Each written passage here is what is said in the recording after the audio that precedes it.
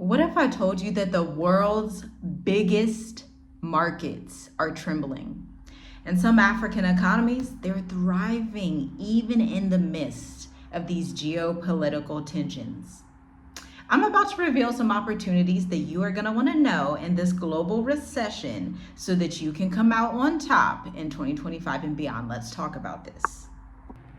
Hey, so I'm coming to you as your friend here. You're watching Journey with Us, a digital nomad family that has traveled throughout South and Eastern Africa since 2020. And I'm going to tell you today how we make decisions as a family, knowing that we have a lineage, a legacy, other family members that we want to look out for, and how we're moving in these diabolical times, because there is a way to move with wisdom and discernment, even with the global trade tariffs that, the people over in America have started with the rest of the world. In this video, you're going to be shocked. I've been digging and doing some research, okay? I've been looking at some of these different tariffs. I'm looking at the different sectors in Africa, and I've come up with a fail-proof solution to travel Africa, to live in a recession-proof way, to live your best life, even when all of this tumult is going on in the world, okay? So let's go ahead and talk about these huge seven problems that we are seeing in major markets across the globe. Right now, I'm not just talking about America, although America's included. I'm also putting the focus on Germany, Spain, okay? Canada, and some other countries, okay? So number one, the main problem that we're seeing right now that's going to impact a lot of people and is already impacting the way that we invest in the stock market, the US tech sector is showing dangerous bubble patterns. Again, I am not a financial analyst, but I'm coming to you as an entrepreneur, a friend telling you this is what I'm seeing, and I'm looking into trying to see how we're gonna hedge our investments and hedge our plans to still come out on top in a recession. So the rising ratios in the tech sector. When I say tech, I'm talking NVIDIA, I'm talking Amazon, okay? These industries are basically overhyped up. And so anytime you have stocks that are overhyped up,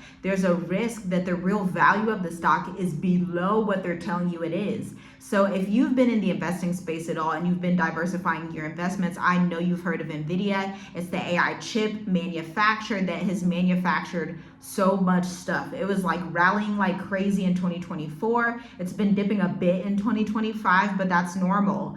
But what really gets me more than just this dip that's happening is the idea that, hey, maybe the tech sector is overrated right now. With the tech sector, maybe NVIDIA isn't really valued properly. Maybe Amazon is hyped up too much. These American companies, America likes to hype everything up. And so one solution that I think you can take is to consider African tech hubs like Rwanda and Kenya that offer stable growth. Now, for our family, as content creators, as online entrepreneurs, we have people in one of our courses, Dream Life Africa, in Kenya. So we have more context and connections in Kenya than Rwanda, but still Rwanda is high up on that list to diversify and create some strategic connections in Africa, okay? Especially East Africa, since both those countries are in East Africa, speak English to some degree, and are big on entrepreneurship and technology. Now we need to roll on over to Europe, okay? The German manufacturing industry is declining, meaning Germany is not manufacturing and selling as many vehicles as they used to. They used to have all the bougie luxury German vehicles and you would get them in the US. But guess what? With those new tariffs they had put on the auto industry, the White House, the folks over there, they said, no, we don't need no more of that. We're gonna be putting 25% tariffs on that. We don't want any of that, okay? But this is gonna cause an issue for the German economy, especially since that is a big export for the German economy. Germany, they don't necessarily have any minerals and things like that. And so one of their strongest economic advantages was their ability to export these luxury vehicles to who? America. But when America doesn't buy them anymore and America starts to invest more in Ford and invest more in American-owned companies, this is going to pose an issue. Now, this industrial output is dropping amid the energy crisis as well in Germany, which is going to be quite interesting. And so my solution for you is to go ahead and look at African manufacturing hubs offering competitive advantages.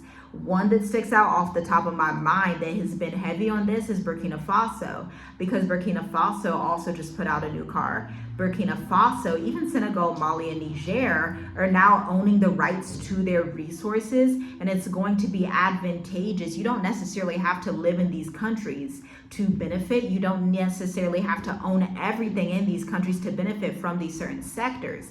But as African people will tell you, it's all about relationships. It's all about networking. So create some strategic connections with people in Burkina Faso, okay? With people in Niger and Mali, or at least keep up with what's going on so that you can make a smart, wise move in this economy, okay?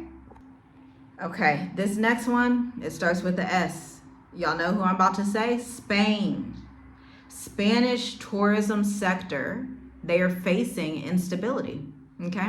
They're facing instability. They have an over-reliance on seasonal tourism, and with trade wars, with actual wars in the Middle East, with actual wars in Eastern Europe, we have true things, actual things that are happening. And with the US having this divergence right now with the EU, Spain is a part of the EU, you're probably gonna see tourism decrease across the world, but big time in Spain, especially since now a lot of European countries say Americans cannot just get in visa free anymore. You know, like when I came to Mauritius, I come in visa free, meaning I can just show up, stay for 3 months on holiday, visa free, not worrying about the next step to residence or whatever, and you can get an extension in these things. But Spain and, you know, Germany and Great Britain, they're saying slow down, slow down. It's not necessarily going to continue to be visa free for Americans. Both parties in the West, because remember, this is all Western civilization. Both parties in the West are not understanding that they're all crippling their own societies when they do these vengeful tactics towards each other, okay? A house divided cannot stand, which is gonna bring us to our next country. Let me tell you something. We gotta look at the UK, okay? We gotta look at Great Britain and their UK pension fund crisis, okay? They have underfunded liabilities reaching critical levels. Now, the solution is African pension funds are showing stronger fundamentals, but the fact of the matter is that what I'm hearing on the YouTube streets from UK people is their housing market is also not very strong. And so this is something to pay attention to, okay? Now, the last two, one is going to take us back to America, and then we're going to talk about the global supply chain, because this is a global issue, and you're going to see why I choose to live in the country that I live in now, even with all of these tensions. So let's talk about the US. The USD is volatile. US dollar is on the decline across the world. People don't trade with the US dollar all over, okay? People use their currencies. Now, most Americans falsely assume everybody uses American dollar, and it's not the truth, okay? It's not the truth, especially because the Federal Reserve policy has uncertainty, and there's this merger happening. They want to switch and make the new Federal Reserve currency crypto, okay? So that's going to change some things with the US market. Now, the solution, again, is to consider African markets with stable currency policies. This segment would actually take us into a whole nother video, a whole nother topic, but here's a hint. I want you to look up the most stable currencies in Africa. And with that being said, let me tell you, I gotta interrupt you real quick and tell you about this. Now, speaking about protecting your wealth, wealth protection is not just about investing in all of these things, because guess what? If you're not making any revenue, if you're not making money in diversified economies, if you're not making money online, then how can you hedge your investments in the first place? How will you have revenue to hedge? Which brings us to our sponsor, Black Educators Amplified, a bespoke 8-week accelerator that my husband and I created from our marketing agency of 9 years. We took everything that we do for big contracts.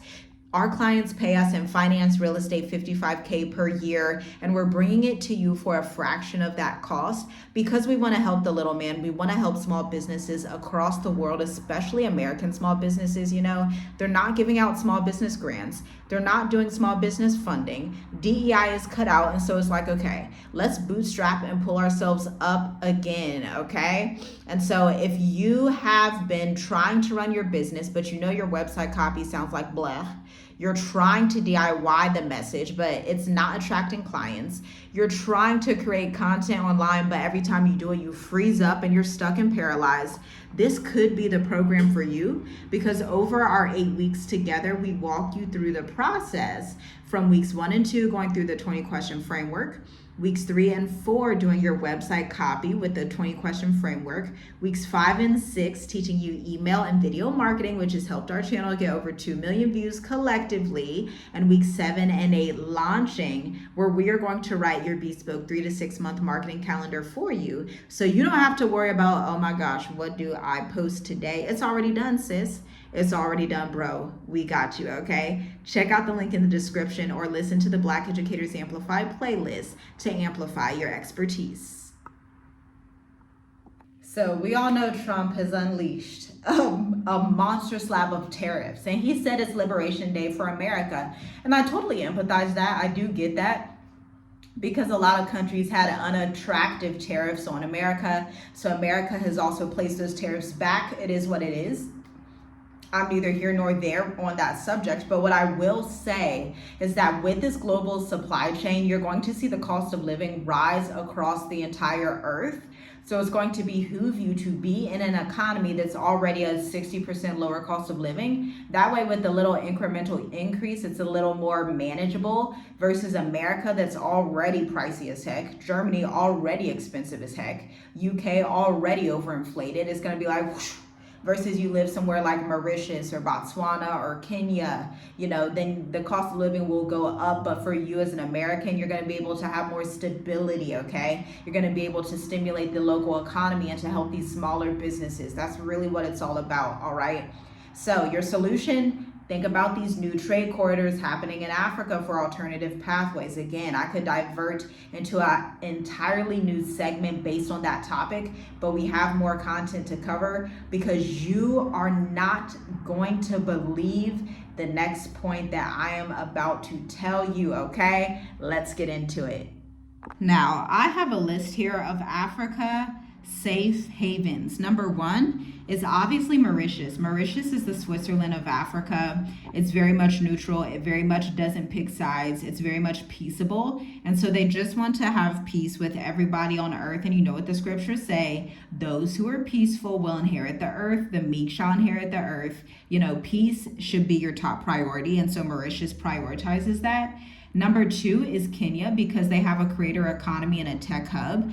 Being that Kenya has a creator economy, this is going to give you freedom in your online consulting business. This is going to give freedom to those who are laid off and know, hey, I need to start something right now with my savings. I need to stimulate a new business. I need to start creating content, generating revenue, be it from YouTube, be it from Instagram, be it from your blog, whatever, be it from your consulting contracts that you sign with different corporate institutions that are still going to be thriving in the recession. Whatever it is, Kenya is still going to give you that capability. Another thing I love about Kenya, because we have hired people from Kenya. Shout out to my Kenyan people. I found out I was from the Luya tribe. All right, I digress. But anyway, Kenyans are so good. They're so professional. They understand social media. They understand tech. They understand marketing. And so when you have that skills gap that you see a lot in Africa, it's good to go to a country like Kenya, where you can quickly hire talent that's going to catch on pretty fast, okay? And then you have Morocco. Morocco also has a booming tech sector. They also tend to be very neutral. They just care about keeping their coins and stimulating their economy. Okay, let's go to our next point. Now let's talk about a big moneymaker, something that can give you extreme wealth. When I'm talking extreme, we have experienced this for ourselves, and it's real estate. Real estate is popping in Africa, okay? Africa's real estate market is not going to slow down 100 million%. And the best part about this is that it's not overinflated like the US. And so you don't have these incredibly drawn out mortgages, these crazy finance patterns, these insane prices on housing in Mauritius, in South Africa, in Ghana, in even Kenya, especially Kenya. I've looked at Kenya's real estate market. They are fantastic. for the value that they give. You can get a house like ours, 5 beds with a pool. You can get a house like that for a fraction of what you would pay in the States. Or you could get like an apartment, and you could get permanent residence in countries like Mauritius, Egypt. Nigeria is coming out with a new residence permit that's going to be like that as well.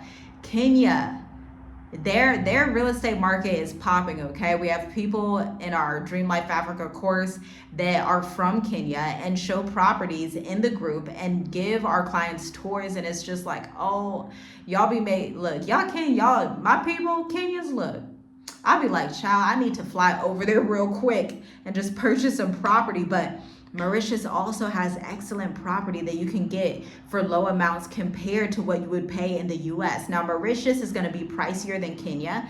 It's going to be about the same as South Africa. But Mauritius, what I really like about their property investments, because this is so close to my heart, when my dad passed away, I had to deal with wills and testaments and all these things and inheritance taxes, child. Nobody talks about this because nobody knows this. Most people in our community do not inherit wealth in the form of a house. But we did, my family did. You know, shout out to my dad, may he rest in peace for that, because that's so helpful. Okay, that's just so helpful. But what I learned in that process is that if you're not careful in these African economies, if you don't go somewhere where inheritance tax is zero, i.e. Mauritius, then you're going to be paying a lot when you go to sell, which is going to be an issue. Up front, it may seem like, hey, I don't have to worry about that right now. But when you're on the back end of selling a property, liquidating your assets to merge into a different economy, or just because, you know, whatever you want to do is your property, when you have to deal with inheritance tax and sales tax, it's going to be very frustrating. Mauritius does not deal with that, which is something I'm so happy to tell you. Now, we have digital banking innovations that are taking place on the continent as well. Mauritius, South Africa, super big. Kenya as well, though. Like South Africa, Kenya, Mauritius, Rwanda are leading the way in digital banking. I think Botswana is probably close to being up to par too. But I mean, South Africa, Mauritius, and Kenya, they really take it away with the digital banking. I've heard in Kenya, they have a concierge service at their app, so where they come to your house. Here in Mauritius, they have the online digibank option, which makes it so easy to open an account. And then Mauritius, which y'all probably don't know, but I have a whole list that we give our clients who book consults with us. There are 12 different banks here, like the Afro-Asia Bank, ABSA, MCB. There are so many of them that, by the way, allow you to finance properties 70% to 90%, unheard of in Africa, okay? South Africa allows you to do 50%. But most African countries will not allow you to finance, okay? And so that's something to be aware of. When you have this innovation with banking and they're not giving you like crazy loan amounts, then it's going to be much healthier for your finances. You can develop quickly. And for those of you that are in members only, shout out to you, 81 people. Those of you who are on members only, you see when we walk through the neighborhoods here, they're developing so quickly. The reason they're able to do that and to create houses that are very beautiful is because there's funding. The finance sector is thriving. In Mauritius, finance, real estate, and tourism are their top sectors, okay? And so that's something to be aware of. And just so you know, that is why we continue to choose Mauritius. Even with the global tensions, we did sit back and assess and say, okay, with everything that's happening, what do we think is going to be the best move? And looking at the data points, doing our research, talking with global partners, understanding the dynamics of this economy, we are choosing Mauritius in the long term. Even with all of these trade war things going on now, people say, oh my gosh, it's an island. Oh my gosh, like how is that going to be over there? Well, it's going to be plentiful, and I'm about to tell you why.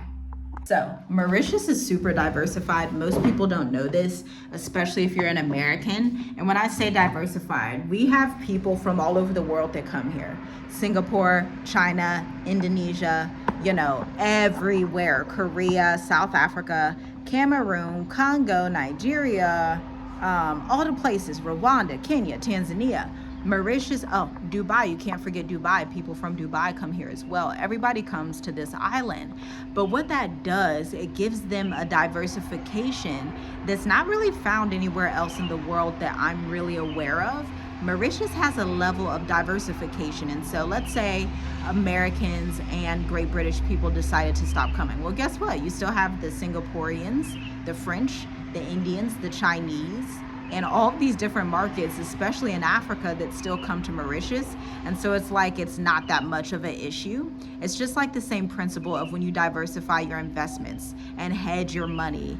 Here's the principle. The fact is that when you put your eggs not in one basket and you scatter them around, and you have gold and you're holding some Nvidia, and then you're investing in your business, and then you're learning this new skill over here, and then you're investing in property over there, it mitigates your risk. So Mauritius right now is in a prime spot because they have low risk, even relative to everything that's going on with global trade. I also want to point out the value of being near India and China in these times, because India and China are BRICS conglomerates. India and China are the new world superpowers besides the entire continent of Africa. And so it's with this in mind that you can think, okay, I'm out of the way of physical turmoil and tension. I'm out of the way of a lot of things that are going to be going on. And let's say import stops from America to Mauritius. Guess what? America imports about 25% things to Mauritius, okay? And so there's other people importing things. There's things here that are made in Mauritius. And so the economy is just going to continue to be stabilized and stimulated. It may see a fluctuation. I think the fluctuation is going to happen with the housing market. I think they're going to decrease the prices a little bit and not increase it the way that they really want to.